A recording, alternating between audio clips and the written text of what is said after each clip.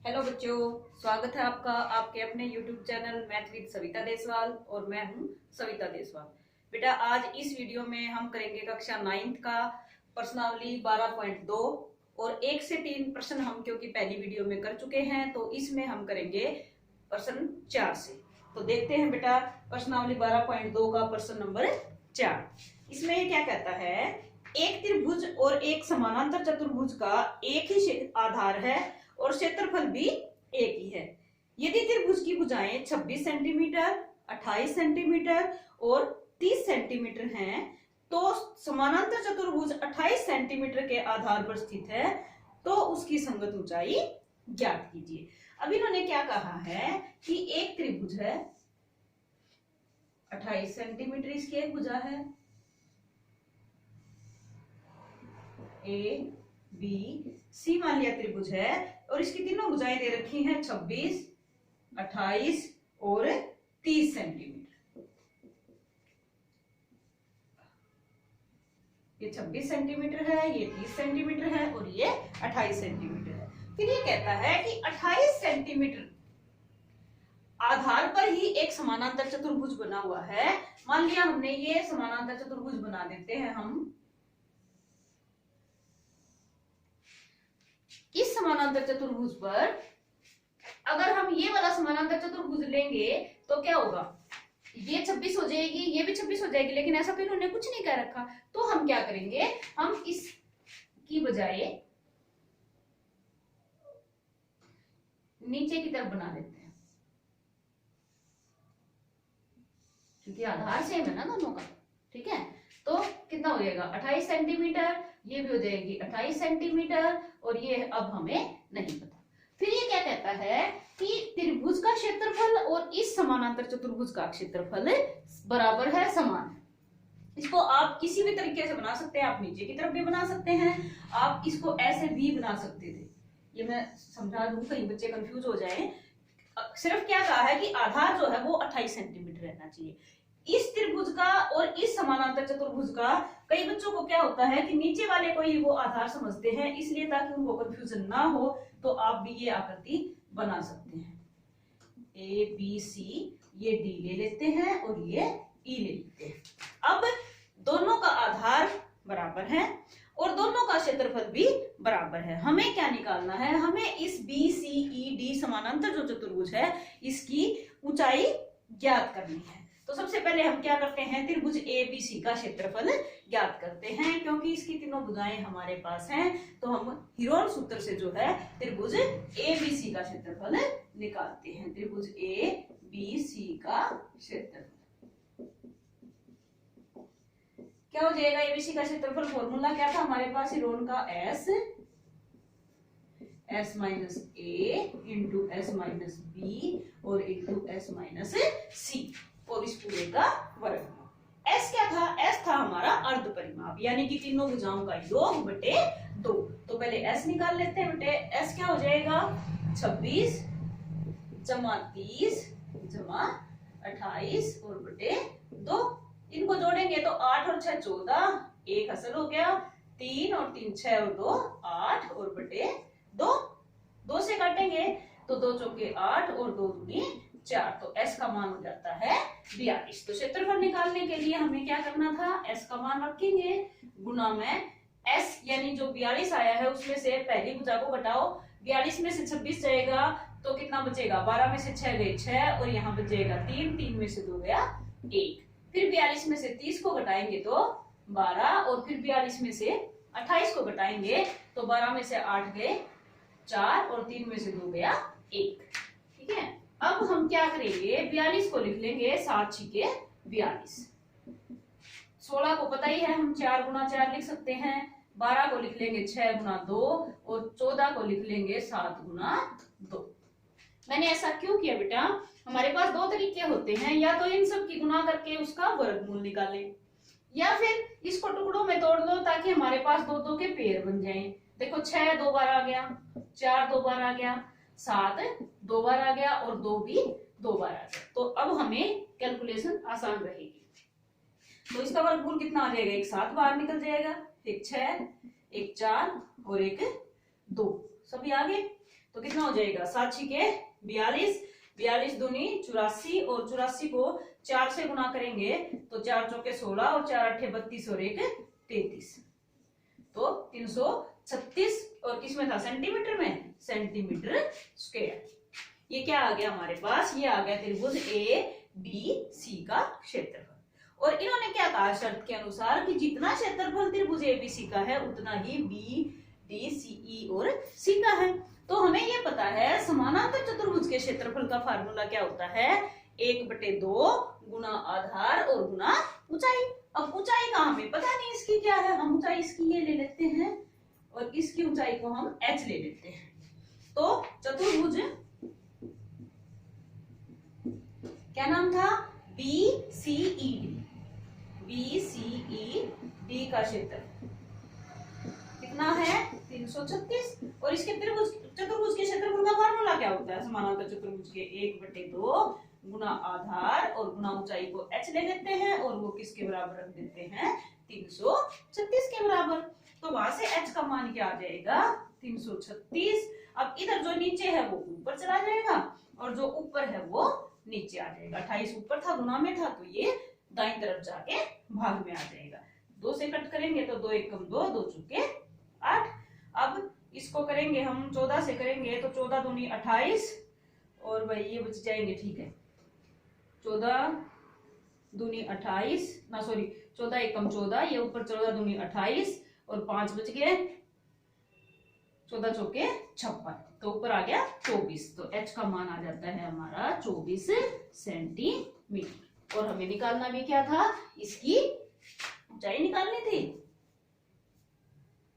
2 से कट किया 14 आ गया, 14 दूनी 28, 5 14 चौके 56। और तो इधर कुछ नहीं रहा ना बेटे, 1/2 गुना आधार गुना ऊंचाई था और इसकी गुना हमारे पास कितनी आई थी 7 छिके 42, 42 दूनी 84 और 84 को जब हम 4 से गुना करेंगे तो 4 चौके 16, 4 अट्ठे 32 33, ठीक है। तो ये आ गया 24 सेंटीमीटर क्या इसकी चतुर्भुज की ऊंचाई जो हमें निकालनी थी।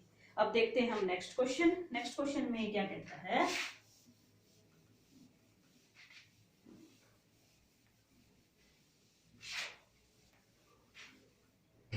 Question number 5।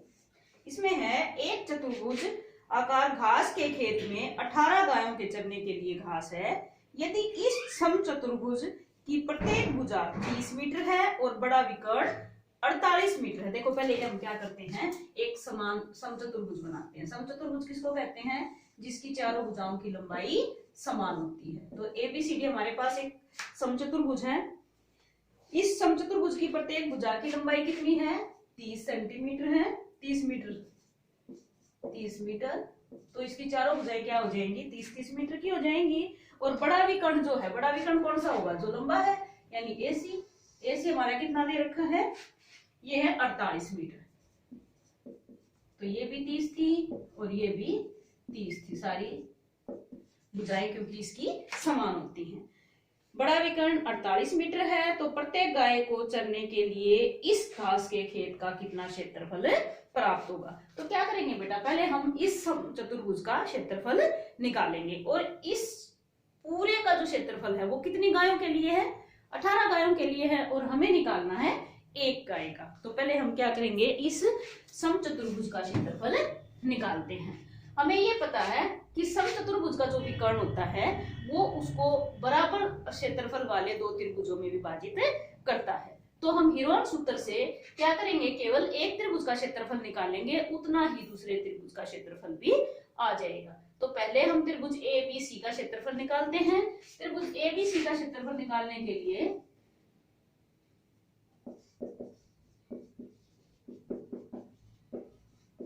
क्या करेंगे, हम फॉर्मूला लगाएंगे S into S minus A into S minus B और into S minus C। A हमारा कितना है 30 है, यहाँ से ABC का था A 30 है, B 30 है और C जो है वो हमारा 48 है। तो इस फॉर्मूले में पुट कर देते हैं। सबसे पहले S का मान निकालेंगे, 30 जमा 30 और जमा 48 और बटे 2। तो S बराबर क्या हो जाएगा, जोड़ेंगे इनको तो 8, 4 और 3 7 और 3 10, 108 बटे 2, 2 से कट करेंगे 2 पंजे 10 और 2 चौके 8। तो एस का मान आ जाता है हमारा 54। और क्षेत्रफल निकालने के लिए इस फॉर्मूले में हम एस का, ए का, बी का और सी का मान रख देते हैं। तो क्या आ जाएगा क्षेत्रफल 54 गुना 54 में से पहले किसको घटाएंगे, 30 को घटाएंगे। 30 को घटाएंगे तो क्या बचेगा 24 गुना, फिर 54 में से 30 को घटाएंगे तो 24 और फिर 54 में से 48 को घटाएंगे तो 6 बच जाएगा। ठीक है, अब फिर इसको पेयर्स में लिख लेते हैं तो क्या आ जाएगा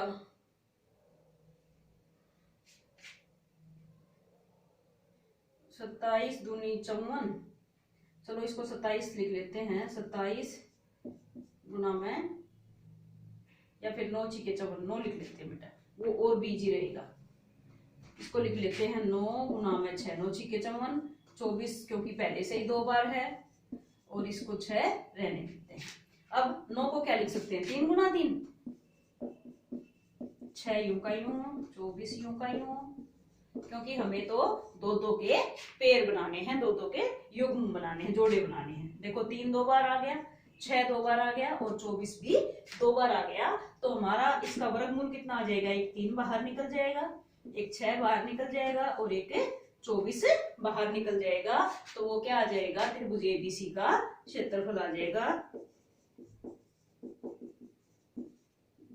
ये आ जाएगा 3 छीके 18 और 18 को 24 से गुना करेंगे तो 18 चौके 72, असल लग गए 7, 18 दूनी 36, 36 और 7 43, तो 432, क्योंकि भुजाएं थी हमारी मीटर में तो वर्ग मीटर। ये किसका आ गया, ये आ गया त्रिभुज ए बी सी का क्षेत्रफल। अब हमें क्योंकि पूरे चतुर्भुज ए बी सी डी का क्षेत्रफल चाहिए था, तो दोनों त्रिभुजों का क्षेत्रफल सेम रहेगा, बराबर रहेगा। तो पूरे चतुर्भुज ए बी सी डी का क्या आ जाएगा, समचतुर्भुज का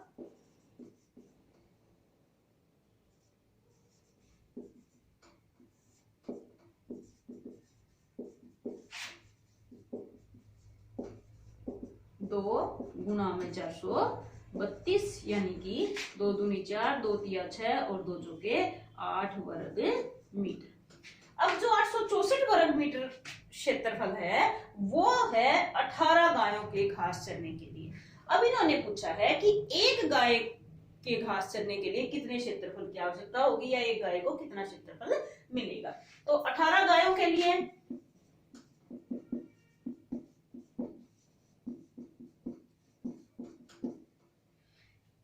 ये कहता है घास के खेत का कितना क्षेत्रफल प्राप्त होगा। 18 गायों को घास का क्षेत्रफल प्राप्त होगा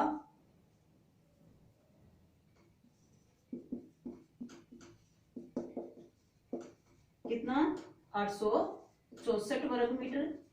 तो एक गाय को कितना प्राप्त होगा 864 बटे 18। 18 से काटेंगे तो 18 एकम 18, 18 सत्य 18 चौके 72, 18 चौके हो जाएगा बेटा 72। तो यहाँ पे बच जाएंगे 4 और यहाँ पे बच जाएगा 1, 144 हो जाएगा।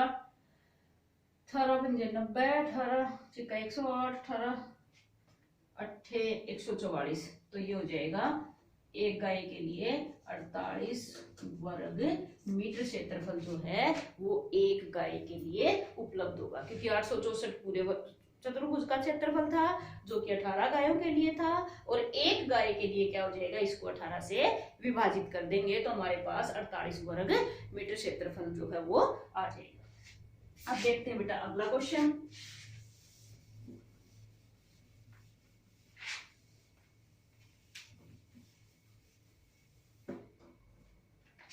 क्वेश्चन नंबर 6 में ये क्या कहता है, दो विभिन्न रंगों के कपड़ों के 10 त्रिभुजाकार टुकड़ों को सील कर एक छाता बनाया गया है।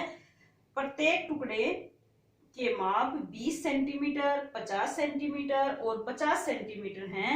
छाते में प्रत्येक रंग का कितना कपड़ा लगा है। तो इसमें ये क्या कहा है बेटा, विभिन्न दो अलग अलग रंगों के कपड़े हैं, 10 त्रिभुजाकार टुकड़ों को सील कर एक छाता बनाया गया, यानी कुल त्रिभुज कितने हो गए 10 हो गए, जैसा कि इस आकृति 12.16 में दिखा रखा है। अब 10 त्रिभुज हैं तो उनमें से 2 रंग लगाए हैं इन्होंने। दोनों रंगों में क्या होगा 5 रंग, 5 त्रिभुज एक रंग के होंगे और दूसरे 5 एक रंग के होंगे। फिर क्या कहता है कि प्रत्येक टुकड़े की माप दे दी, यानी कि भुजा ए की लंबाई है 20 सेंटीमीटर, भुजा बी की लंबाई है 50 सेंटीमीटर और भुजा सी की लंबाई है 50 सेंटीमीटर। अब जो एक त्रिभुज बनता है वो इन भुजाओं से बनता है और प्रत्येक रंग के 5 त्रिभुज हैं। तो क्या करेंगे, पहले एक त्रिभुज का क्षेत्रफल हीरोन सूत्र से निकालेंगे और उसको 5 से गुणा करेंगे तो एक रंग का जितना क्षेत्रफल है वो आ जाएगा। फिर ये कहता है छाते में प्रत्येक रंग का कितना कपड़ा लगा है, क्योंकि कुल 10 त्रिभुज थे, 5 एक रंग के और 5 एक रंग के। तो हमें कुछ नहीं करना बेटा, इसमें हीरोन का सूत्र लगाना है, एक त्रिभुज का क्षेत्रफल आ जाएगा और फिर इसको 5 से गुणा करेंगे तो 5 त्रिभुजों का क्षेत्रफल आ जाएगा। प्रत्येक कपड़े में कितना क्षेत्रफल है वो हमें प्राप्त हो जाएगा। ठीक है, ये आप खुद करेंगे क्योंकि कुछ नया इसमें है नहीं। 7वां क्वेश्चन है, एक पतंग 3 भिन्न भिन्न शेडों के कागजों से बनी है, इन्हें आकृति 12.17 में 1, 2 और 3 से दर्शाया गया है। पतंग का ऊपरी भाग 32 सेंटीमीटर विकर्ण का एक वर्ग है और निचला भाग 6 सेंटीमीटर, 6 सेंटीमीटर और 8 सेंटीमीटर भुजाओं का एक समद्विबाहु त्रिभुज है। ज्ञात कीजिए कि प्रत्येक शेड का कितना कागज प्रयुक्त हुआ है। तो इसमें क्या करेंगे बेटा, हम प्रश्न नंबर 7, ये पतंग है, ये देखो, ये मैंने जानबूझ के बड़ा बनाया है इसी से, वो ताकि आपको समझ में आ जाए। ये कहता है एक पतंग 3 शेडों कागजों से बनी है, जो पतंग का ऊपरी भाग है वो 32 सेंटीमीटर विकर्ण का एक वर्ग है, यानी कि इसके जो ये विकर्ण है ये 32 सेंटीमीटर के हैं। और हमें पता है कि किसी भी वर्ग के विकर्ण लंबाई में बराबर होते हैं, अगर एक 32 का है तो दूसरा भी 32 का होगा। दूसरी बात, वर्ग के विकर्ण जो हैं वो एक दूसरे को 90 डिग्री के कोण पर समद्वि विभाजित करते हैं, वो समकोण पे समद्वि विभाजित करते हैं। तो प्रत्येक विकर्ण की लंबाई क्योंकि 32 है तो 16 ये हो जाएगी, 16 ये हो जाएगी, 16 ये और 16 ये हो जाएगी। जो नीचे वाली आकृति है उसमें प्रत्येक भुजा की लंबाई दे रखी है 6, 6 और 8 सेंटीमीटर। ठीक है, फिर कहता है ज्ञात कीजिए कि प्रत्येक शेड का कितना कागज प्रयुक्त हुआ है। अब इन्होंने क्या किया कि 3 भिन्न भिन्न शेड थी, तो 3 भिन्न भिन्न शेड में जो ये ऊपर वाला हिस्सा था, इससे ऊपर वाला ये वाला, ये अलग कलर का है, ये जो है ये हिस्सा अलग कलर का है, ये अलग का है और ये अलग कलर का है, तीनों अलग अलग के हैं। तो क्या करेंगे, पहले इस त्रिभुज का क्षेत्रफल निकालेंगे, फिर इसका निकालेंगे और फिर इसका निकालेंगे। अब त्रिभुज ABC का क्षेत्रफल निकालने के लिए हम क्या करेंगे, हमें ये पता है इस त्रिभुज ABC का आधार कितना है, 16 ये 16 ये, यानी ये विकर्ण की लंबाई कितनी थी, 32 थी। तो त्रिभुज ABC का आधार कितना हो जाएगा, त्रिभुज ABC का आधार हो जाएगा हमारा 32 सेंटीमीटर। और क्योंकि इसके ऊपर हमारे पास लंब भी अवेलेबल है तो ऊंचाई कितनी हो जाएगी इसकी ऊंचाई हो जाएगी 16 सेंटीमीटर। तो इस त्रिभुज ABC का क्षेत्रफल क्या हो जाएगा, त्रिभुज ABC का क्षेत्रफल का फार्मूला हो जाएगा 1/2 गुना में आधार और गुना में ऊंचाई। अब 1/2 गुना आधार कितना था 32 और ऊंचाई कितनी थी 16, तो 2 से काटेंगे तो कितना आ जाएगा, 2 8 16 और 8 से गुणा करेंगे तो 8 दूनी 16 और 8 किया 24 और 1 था 256 वर्ग सेंटीमीटर। अब क्योंकि इस त्रिभुज ABC का जितना क्षेत्रफल होगा उतना ही क्षेत्रफल होगा त्रिभुज ACD का। क्यों, क्योंकि इसमें भी आधार वही 32 और लंब हो जाएगा 16। वैसे भी वर्ग का जो विकर्ण होता है वो वर्ग को 2 समान क्षेत्रफल वाले त्रिभुजों में विभाजित करता है, इसलिए ये जो विकर्ण AC होगा ये इस वर्ग ABCD को 2 बराबर क्षेत्रफल वाले त्रिभुजों में विभाजित करता है। तो जितना क्षेत्रफल त्रिभुज ABC का होगा उतना ही क्षेत्रफल त्रिभुज ADC का भी होगा। तो जो एक साइड है वो कितनी होगी 256, दूसरी में क्या होगा, तो त्रिभुज ACD का भी क्षेत्रफल कितना आ जाएगा, इसका भी आ जाएगा 256 वर्ग सेंटीमीटर। अब जो तीसरा त्रिभुज बचा उसमें क्या था, उसमें भी क्योंकि हमारे पास दो भुजाएं 6 सेंटीमीटर की हैं और एक 8 सेंटीमीटर की है, तो इसमें हम क्या करेंगे, हीरोन का सूत्र लगाएंगे और त्रिभुज का क्षेत्रफल निकाल देंगे। तो इसको बेटा आप खुद निकाल लेंगे हीरोन फॉर्मूले से, कोई नई चीज इसमें नहीं है। ठीक है, अब चलते हैं हम अगले प्रश्न की तरफ।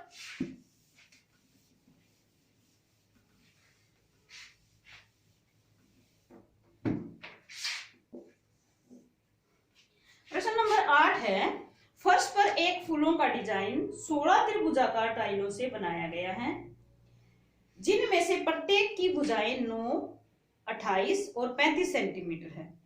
इन टाइलों को 50 पैसे प्रति वर्ग सेंटीमीटर की दर से पॉलिश कराने का व्यय ज्ञात कीजिए। अब जो त्रिभुजाकार टाइलें हैं वो कितनी हैं, 16 है। तो प्रत्येक की भुजा क्या दे रखी है, यानी ए का मान कितना दे रखा है 9 सेंटीमीटर, बी का मान कितना दे रखा है 28 सेंटीमीटर और सी का जो मान है वो दे रखा है 35 सेंटीमीटर। और क्योंकि सारे के सारे 16 के 16 क्या हैं, त्रिभुज हैं और प्रत्येक त्रिभुज की जो है भुजाएं जो है वो समान है 16 के 16 त्रिभुज। तो जितना क्षेत्रफल एक त्रिभुज का आएगा उतना ही क्षेत्रफल सारे के सारे 16 के 16 त्रिभुजों का भी आएगा। तो हम क्या करेंगे, पहले एक त्रिभुज का क्षेत्रफल निकाल लेते हैं और उसको अगर 16 से गुना कर देंगे तो हमारे 16 त्रिभुजों का क्षेत्रफल आ जाएगा, क्योंकि प्रत्येक फूलों का जो डिजाइन है वो त्रिभुजाकार है और प्रत्येक डिजाइन जो है वो समान है। तो क्या करेंगे, इस त्रिभुज का क्षेत्रफल निकालने के लिए एस का मान 9 जमा 28 जमा 35 और बटे 2 आ जाएगा। 5 और 8 को जोड़ेंगे 13, 13 और 9 22, असल लगे 2, 2 और 3 5, 5 और 2 7 और 2 से इसको काटेंगे तो 2 3 6 और 2 6 12, ये हमारा 36 एस का मान आ जाता है। तो त्रिभुज का क्षेत्रफल निकालने के लिए क्या करेंगे, 36 गुना 36 में से पहले किसको घटाएंगे 9 को, कितना बचेगा 25 गुना 36 में से किसको घटाएंगे 28 को, कितना बचेगा 8 और गुना में 36 में से 35 को घटाएंगे तो हमारे पास बचेगा 1। अब 36 को हम क्या लिख सकते हैं, 6 का 36 लिख सकते हैं, यानी कि 6 गुना 6, 25 को लिख सकते हैं 5 गुना 5 और 8 को लिख सकते हैं 2 गुना 2 गुना 2 और 1 को 1 ही रहने देंगे। अब 2 6 हैं, 2 5 हैं और 2 जो है वो 3 है, तो इनमें से एक 6 बाहर निकल जाएगा, इसमें से 5 और इसमें से एक 2, तो वर्गमूल के अंदर हमारे पास क्या बचेगा, ये 2 बच जाएगा। तो 6 पंजे 30 और 30 दूनी 60 वर्गमूल 2, ये क्या आ जाएगा एक त्रिभुज का क्षेत्रफल। अब हमारे पास त्रिभुज कितने थे, 16 त्रिभुज थे, तो इसलिए 16 त्रिभुजों का क्षेत्रफल कितना आ जाएगा, 16 त्रिभुजों का क्षेत्रफल आ जाएगा 16 गुना में 60 वर्गमूल 2। अब इसको गुना करेंगे तो 16 0 0 और 16 छिकम 96 960 वर्गमूल 2। अब ये क्या कहता है कि इन टाइलों को 50 पैसे प्रति वर्ग सेंटीमीटर की दर से पॉलिश कराने का व्यय ज्ञात कीजिए। तो 1 वर्ग सेंटीमीटर पर खर्च कितना है, बराबर है 50 पैसे और 960 वर्गमूल 2 वर्ग सेंटीमीटर पर खर्च कितना आ जाएगा बेटे 50 गुना में 960 वर्गमूल 2। और क्योंकि ये 50 पैसे हैं, अगर हम इसको 50 से गुना करेंगे तो हमारा आंसर जो आएगा वो पैसे में आएगा, और अगर इसको 100 से भाग कर देंगे हम, क्यों, क्योंकि 1 रुपए में 100 पैसे होते हैं, तो हमारा जो आंसर आएगा वो रुपए में आएगा। 0 से 0 कट हो जाएगी, 0 से 0 कट हो जाएगी। अब क्या करेंगे, 5 से गुना करेंगे तो 5 छिके 30, असल लग गए 3, 5 निम 45 और 3 48, 480 वर्गमूल 2, और 2 का मान कितना होता है 1.414, वर्गमूल 2 का जो मान होता है वो कितना होता है 1.414 और हम क्या करेंगे, अब इन दोनों की गुना कर देंगे तो वो क्या आ जाएगा, हमारा पूरा खर्च आ जाएगा, जो कि 16 फूलों की क्यारी का खर्च इन्होंने पूछ रखा है। तो ये कहता है कि इन टाइलों को 50 पैसे प्रति वर्ग सेंटीमीटर की दर से पॉलिश कराने का व्यय ज्ञात कीजिए। तो गुना कर लेते हैं बेटा, इसको लगभग आप 1.4 भी ले सकते हैं, लगभग आंसर आ जाएगा पीछे, क्योंकि ये 5 से छोटा है तो आप इसको यूं का यूं छोड़ सकते हैं और आंसर लिखेंगे लगभग में। तो क्या करेंगे, 480 गुणा में 1.4 और पॉइंट को हटाने के लिए नीचे 10 लगाएंगे, 0 से 0 काट देंगे और 48 और 14 की गुना कर देंगे तो कितना आ जाएगा, 14 8 96, 9 14 चौके 56 और 56 और 9 हो गया 65, यानी कि 656 रुपए जो है वो लगभग हमारा आंसर आ जाता है। ठीक है, तो ये था हमारा प्रश्न नंबर 8। अब चलते हैं नेक्स्ट क्वेश्चन की तरफ। कई बार क्या होता है बेटे, जब हम कैलकुलेशन करते हैं तो कैलकुलेशन में अगर छोटी सी भी गड़बड़ हो जाती है, कहीं भी एक हसल की गड़बड़ हो जाती है, प्लस माइनस में गड़बड़ हो जाती है, तो वो आप ध्यान से देखें, वो चीज मैटर नहीं रखती। मैटर क्या रखती है कि आपको फॉर्मूला अच्छे से आना चाहिए, आप अपनी कैलकुलेशन को ध्यान से करें। ठीक है, तो कई बार हो जाता है ऐसा कि 2 और 3 को भी जब हम प्लस करते हैं, दिमाग में 5 होता है और हम वहां पे 4 लिख देते हैं, लेकिन आपको बहुत केयरफुली ये करना है ताकि एग्जाम में आपका कोई भी पॉइंट ना कटे, कोई भी मार्क्स ना कटे। तो नेक्स्ट क्वेश्चन है 9। एक खेत समलंब के आकार का है जिसकी समानांतर भुजाएं 25 और 10 मीटर है। देखो ये खेत है एक, जिसकी ये दोनों समानांतर भुजाएं एक 10 मीटर की है और एक 25 मीटर की है। इसकी असमानांतर भुजाएं 14 मीटर और 13 मीटर की हैं। ये 14 मीटर की है और ये 13 मीटर की है। फिर ये कहता है इस खेत का क्षेत्रफल ज्ञात कीजिए। अब क्योंकि समलंब के क्षेत्रफल का फॉर्मूला जो होता है वो 1/2 गुना ऊंचाई गुना दोनों समानांतर भुजाओं का योग। अब ऊंचाई हमारे पास है नहीं, तो ये कौन सा सवाल बन गया, जो हमारा प्रश्न नंबर 3 का आकृति नंबर 3 थी, बिल्कुल वैसा ही सम हो जाता है। तो इसमें भी हम क्या करेंगे, ये ए बी सी और डी समलंब है, हम ए डी के समानांतर ये बी ई खींच लेंगे तो ये ए बी ई डी जो है वो एक समानांतर चतुर्भुज बन जाता है। तो समानांतर चतुर्भुज में क्योंकि सम्मुख भुजाओं की लंबाई समान होती है, तो ये 10 मीटर है तो ये भी 10 मीटर हो जाएगा और ये 13 मीटर है तो ये भी 13 मीटर हो जाएगा। अब क्या करेंगे हम, क्योंकि डी सी की जो पूरी लंबाई थी वो 25 मीटर थी, 10 तो डी ई होगी, तो बाकी की कितनी बची हमारे पास, 15 मीटर। ठीक है, अब इस त्रिभुज बीईसी में हमारे पास तीनों भुजाएं हैं 13, 14 और 15। तो सबसे पहले हम इस त्रिभुज बीईसी का क्षेत्रफल, त्रिभुज बीईसी का क्षेत्रफल कैसे निकालेंगे, हीरोन सूत्र से निकालेंगे। हीरोन सूत्र से क्या आ जाएगा, एस का मान क्या आ जाएगा, पहले तो 13, 14 और 15/2, 5 और 4 9 और 3 12, एक असल हो गया, 2 3 4 और बटे में 2 और 2 से काटेंगे तो एस का मान 21 आ जाता है। तो क्षेत्रफल कितना हो जाएगा, क्योंकि हमारे पास क्षेत्रफल का फार्मूला होता है एस माइनस ए, एस माइनस बी और एस माइनस सी। रख देते हैं फॉर्मूले में सभी की वैल्यू। एस का मान था हमारे पास 21 गुणा में 21 में से 13 गए तो कितना हो गया 8 गुना 21 में से 14 गए तो 7 और 21 में से 15 गए तो 6। कितना हो जाएगा, 3 सत्ते 21, 4 दूनी 8, या इसको 2 गुना 2 गुना 2 लिख लो, 2 गुना 2 गुना 2 गुना 7 गुना 2 गुना 3, 6 को लिख सकते हैं 2 गुना 3, 7 को ऐसे कैसे लिख लिया। अब 3 भी हमारे पास 2 हैं, 7 भी 2 बार आ चुका है और 4 में एक युग्म ये हो गया और एक युग्म ये हो गया। तो इसका क्षेत्रफल क्या हो जाएगा, त्रिभुज BEC का क्षेत्रफल हो जाएगा हमारे पास 3 गुणा 7 गुणा 2 गुणा 2। 3 सत्ते 21, 21 दूनी 42 और 42 दूनी 84। किस में था? मीटर में, वर्ग मीटर। अब क्योंकि उसी त्रिभुज का क्षेत्रफल हम निकाल रहे हैं, चाहे किसी भी मेथड से निकालें, क्षेत्रफल तो सेम ही रहेगा। अब इस BEC का क्षेत्रफल हमने जब हीरोन सूत्र से निकाला बेटा, तो हमारे पास आया 84 वर्ग मीटर।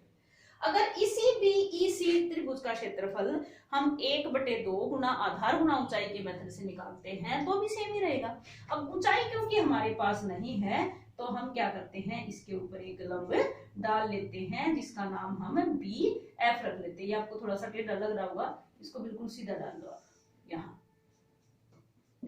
ठीक है।